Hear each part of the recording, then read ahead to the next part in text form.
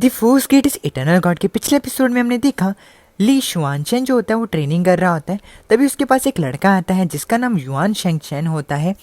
अब युआन शेंगचेन शुआनचेन से कहता है, मैं तुम्हें यहाँ पर जूनियर सेट मास्टर बनने पर कॉन्ग्रेचुलेट करने आया था, लेकिन ये कितनी ज़्यादा शर्म की बात है कि तुम्हारा वो सपना टियानमिंग ने खराब कर दिया। ये सुनकर शुआनचेन कहता है, ये कुछ भी नहीं है, मैं आधे साल के लिए इंतज़ार कर सकता हूँ, टियानमिंग ज़्यादा समय तक नहीं टिक पाएगा। शेंगचेन शुआनचेन से कहता है, क्या तुम्हें इस चीज़ पर भरोसा नहीं है कि ली टियानमिंग के पास 5 विन रिंग्स हैं? अब ये सुनकर शुआनचेन कहता है, बिल्कुल नहीं, क्योंकि जो हमारे फर्स्ट एंसेस्टर थे उनको 5 विन रिंग्स 50 साल बाद मिली थी।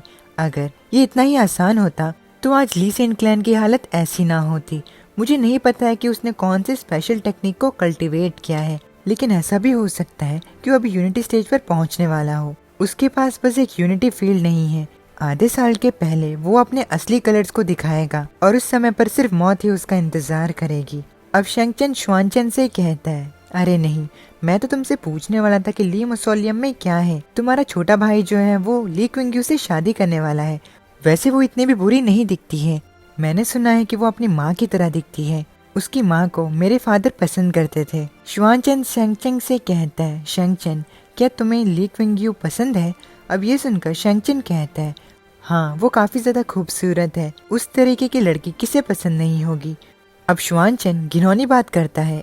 वो शेंगचेन से कहता है, मैं तुम्हारे लिए कुछ अरेंजमेंट करूंगा। ये सुनकर शेंगचेन कहता है, क्या सच में जितनी भी लड़कियां मेरे आसपास घूमती हैं वो सारी काउंसिल ऑफ एल्डर्स की ग्रैंड डॉटर्स हैं, इसीलिए मैं उनके साथ कुछ भी करने की कोशिश नहीं कर सकता। शुआनचेन शेंगचेन से कहता है, मेरा छोटा बेवकूफ भाई जो है उसे कुछ भी नहीं पता। उसकी शादी के दिन मैं उसे बेहोश कर दूंगा और उसके बाद तुम। अब ये सुनकर शेंगचेन कहता है, क्या सच में, क्या तुम्हारा भाई अपनी नाइट को सेलिब्रेट नहीं करेगा? शुआनचेन शेंगचेन से कहता है, अगर वो ऐसे करने की कोशिश करेगा तो मैं उसकी जान ले लूंगा। शेंगचेन कहता है, लेकिन मुझे क्विंग्यू एक बार के लिए नहीं चाहिए, मैं चाहता हूँ कि वो हमेशा के लिए मेरी बनकर रहे, लेकिन मैं ये भी नहीं चाहता हूँ कि किसी को भी इस चीज के बारे में पता चले। शुआनचेन कहता है, कोई बात नहीं, इससे मुझ पर छोड़ दो। वैसे भी मेरे बेवकूफ भाई के हाथों से छूटने के बाद वो तुम्हें शुक्रिया ही कहेगी। ये सुनकर शेंगचेन कहता है, हाँ, मैं उसकी मदद ही कर रहा हूँ। शेंगचेन खुद से कहता है, मेरे फादर जो थे वो उसकी मदर को उस टाइम अपना नहीं बना पाए, लेकिन अब उसकी बेटी मेरी होगी। ये काफी ज्यादा मजेदार है। अब रात हो जाती है एंड फीनिक्स एंड जेनेसिस जो होते हैं वो ट्रेनिंग कर रहे होते हैं। दूसरी तरफ टियानमिंग एंड प्रिंसेस फीलिंग जो होते हैं वो पहाड़ी पर बैठकर मून को देख रहे होते हैं। प्रिंसेस फीलिंग टियानमिंग से कहती है, टियानमिंग क्या तुम्हारा दिल यहाँ पर लग रहा है? अब टियानमिंग कहता है, हाँ, मेरा दिल यहाँ पर लग रहा है, मैं इस जगह को अपने दूसरे घर के रूप में देखता हूँ। प्रिंसेस फीलिंग कहती है, क्या तुम्हें यहाँ की आदत हो गई है? टियानमिंग कहता है, हाँ, ये अच्छी जगह है और वैसे भी मेरा घर तो वही है जहाँ पर तुम हो। ये सुनकर प्रिंसेस फीलिंग टियानमिंग की तारीफ करती है एंड उसके गोद में लेट जाती है। अब टियानमिंग कहता है, प्रिंसेस फीलिंग क्या शादी से पहले हम कुछ इंटरेस्टिंग चीजें कर सकते हैं? ये सुनकर प्रिंसेस फीलिंग कहती है, तुम क्या कह रहे हो? अब टियानमिंग बताने की कोशिश करता है, तभी प्रिंसेस फीलिंग जो होते हैं वो गुस्से में आ जाते हैं एंड वो उसके ऊपर चढ़कर उसे डांटने लगते हैं, उसका गला दबाने लगते हैं। अब टियानमिंग प्रिंसेस फीलिंग से कहता है, प्रिंसेस फीलिंग तुम अपनी हस्बैंड का गला दबा रही हो। अब वो दोनों जो होते हैं वो एक दूसरे को देखने लगते हैं, लेकिन तभी वहाँ पर क्विंग्यू आ जाती है एंड कहती है, टियानमिंग मुझे तुमसे बात करनी है, क्या तुम फ्री हो? क्विंग्यू की आवाज़ सुनते ही प्रिंसेस फीलिंग एंड टियानमिंग अलग अलग बैठ जाते हैं। टियानमिंग कहता है, आखिर क्या बात है, क्या तुम उस बात को कल नहीं बता सकती? क्विंग्यू टियानमिंग को मना करती है एंड खुद से कहती है, यहाँ का एटमॉस्फेयर इतना ज़्यादा अजीब क्यों लग रहा है?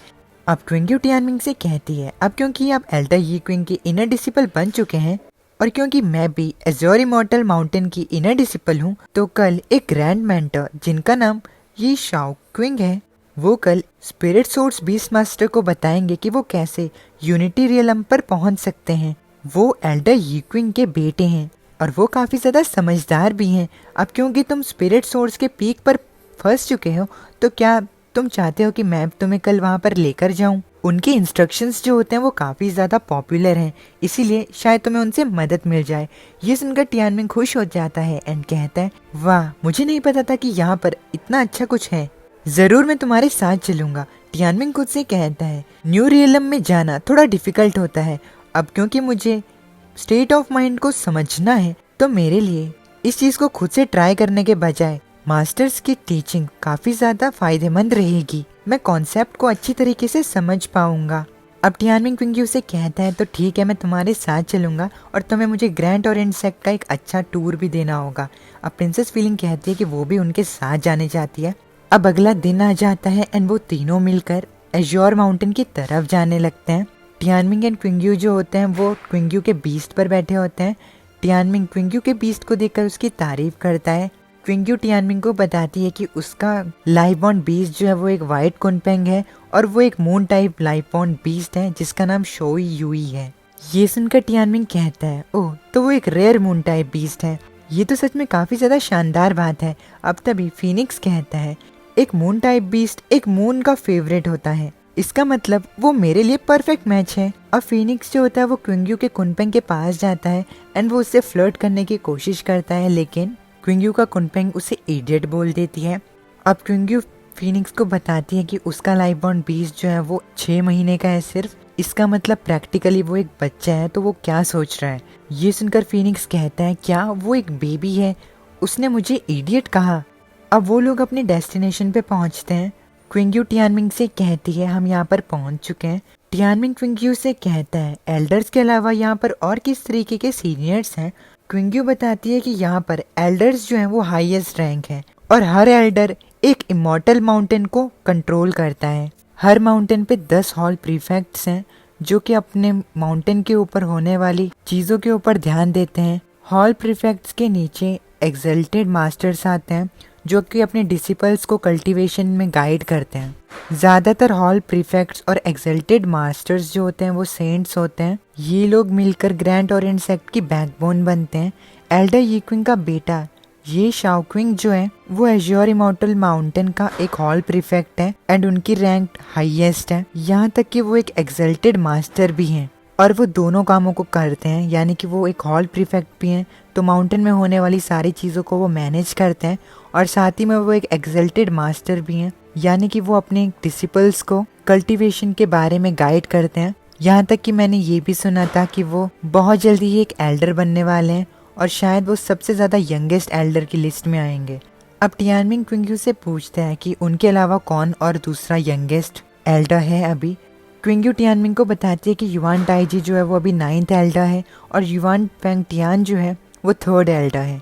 जो युआन फैमिली है वो ग्रैंड ओरिएंट सेक्ट की सबसे ज़्यादा बड़ी फैमिली है। अब टियानमिन कहता है तो डिसिपल्स की क्या रैंक है?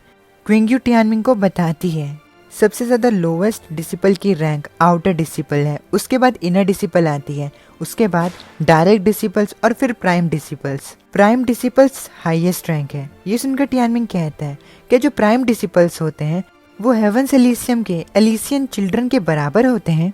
क्विंग्यू कहती है हाँ, जितने भी प्राइम डिसिपल्स हैं वो सेक्ट में सबसे ज़्यादा टैलेंटेड लोगों की लिस्ट में आते हैं। जब तक उन्हें मैच्योर बनने के लिए अलाउ होता है तब तक वो डेफिनेटली एल्डर्स के बराबर पावरफुल बनेंगे। ज़्यादातर सब जनरेशन में 1 या 2 ही ऐसे प्राइम डिसिपल्स होते हैं या फिर कभी कभार होते ही नहीं हैं। लेकिन इस बार की जनरेशन जो है जिसमें 20 से कम साल के बीस्ट मास्टर्स हैं, तो इस बार सिर्फ ऐसे 4 ही बीस्ट मास्टर हैं जो कि प्राइम डिसिपल्स हैं। टियानमिन क्विंग्यू से उनके रियलम के बारे में पूछता है तो क्विंग्यू बताती है कि उनमें से कुछ जो है वो पीक ऑफ यूनिटी पे हैं, यहाँ तक कि कुछ जो है वो हेवनली विल स्टेज पे पहुंच चुके हैं। ये सुनकर टियानमिन कहता है अरे वो तो काफी ज्यादा स्ट्रांग है, क्या वो मेडिसिन और हर्ब्स को खाकर बड़े हुए थे? अब टियानमिन खुद से कहता है मुझे लगा था कि मैं ग्रैंड ओरिएंट सेक्ट में टॉप जीनियसेस के भी ऊपर रहूंगा, लेकिन ग्रैंड ओरिएंट सेक्ट में तो प्राइम डिसिपल्स हैं और जिनके रियलम इतने ज्यादा हाई हैं, मैं तो खुद को उनसे कंपेयर भी नहीं कर सकता। अब टियानमिन क्विंग्यू से कहता है इन प्राइम डिसिपल्स में से जरूर कोई ना कोई युआन फैमिली से भी बिलोंग करता होगा, है ना? अब क्विंग्यू जवाब देती है कि हाँ, युआन टाइजी का सबसे बड़ा बेटा जिसका नाम युआन शेंडू है वो अभी के लिए स्ट्रॉन्गेस्ट डिसिपल है। अब टियानमिन कहता है हमारा रिवेंज लेने का रास्ता अभी काफी लंबा है। अब क्विंग्यू कहती है मैंने अपने आप को इस चीज के लिए तैयार करके रखा हुआ है। अब वो लोग उस जगह पर जाते हैं। अब क्विंग्यू वहाँ पर इतने सारे लोगों को देखकर कहती है यहाँ पर तो काफी ज्यादा लोग आए हैं। अब तभी टियानमिन कहता है क्या ये सभी लोग भी स्पिरिट सोर्स के पीक लेवल पर अटके हुए हैं?